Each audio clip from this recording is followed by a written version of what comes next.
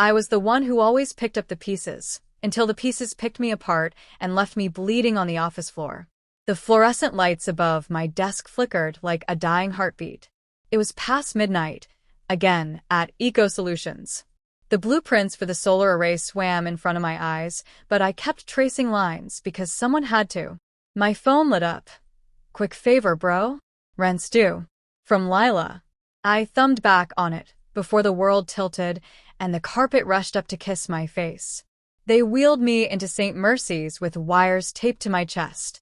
The cardiologist used words like arrhythmia and exhaustion-induced. He asked for next of kin. I gave them mom and dad. 3 days later, still tasting metal through the oxygen mask, the nurse handed me my charged phone. No missed calls from home. Just a push notification at Lila Vibes has tagged you. I tapped. A carousel of sun-drenched shots. Mom cradling her famous potato salad, Dad raising a craft beer, little Sky throwing glitter in the air. Lila's caption glowed beneath. Chosen family, toxic energy. The likes rolled past 2,000 while the heart monitor beside me stuttered in protest. I didn't scream. I didn't cry. I just watched the numbers climb and felt something inside me cauterize. 4 days after that, my screen exploded, 68 missed calls, 1 text from Dad. Pick up. We're short. No, how are you? No, sorry, we ghosted. Just the same reflex that had drained my accounts for 8 straight years. I'd been the ATM with a pulse. Dad, Richard, lost his construction gig when the market cratered in '09. Mom, Carol, called it a season. But seasons don't last a decade. Lila's influencer empire launched and crashed monthly.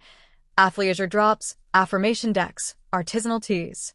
Each flop came with a Venmo request labeled seed money. Sky, still in art school, played Switzerland. Never fought, just forgot, to repay the tuition I'd fronted. Grandpa Henry was the only one who ever pulled me aside. Retired forensic accountant, eyes like ledgers. Love doesn't compound interest, he muttered once over coffee. I laughed it off. Loyalty was my religion. That last night in the office, chest clamping like a vice, I'd still wired Lila's rent before the floor took me. Hospital day 5, I dialed Henry.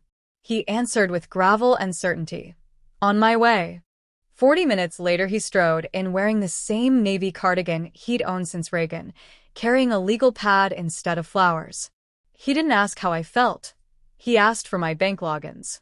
We built a fortress of spreadsheets. Auto pays to Mom's SUV, Dad's storage unit, Lila's P.O. box, Sky's Adobe subscription. Thousands hemorrhaged monthly.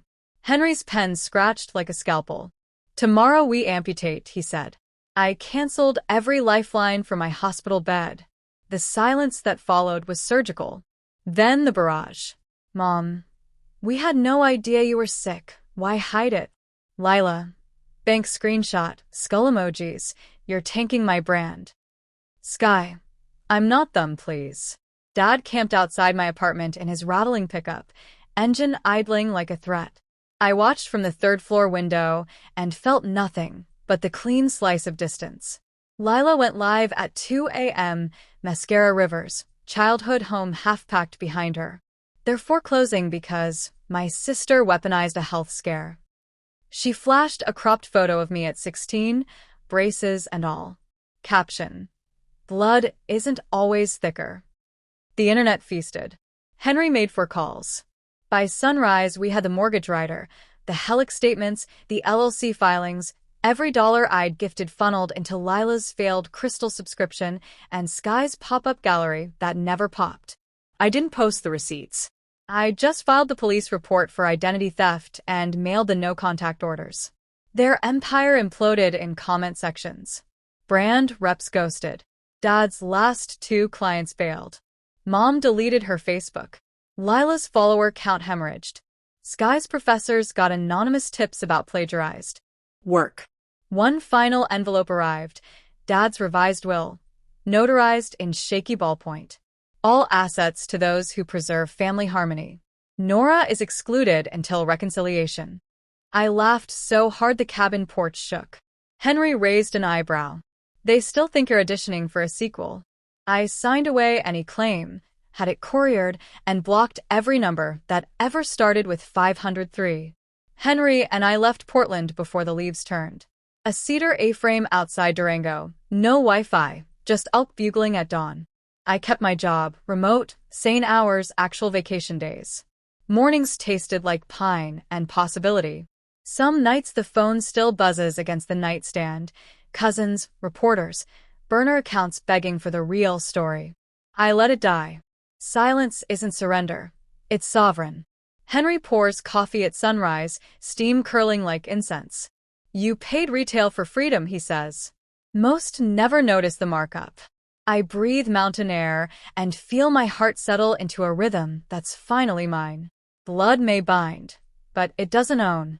I walked away with one duffel and a pulse. Everything else was negotiable. If you've ever cauterized a family tie to save your own life, drop your match below.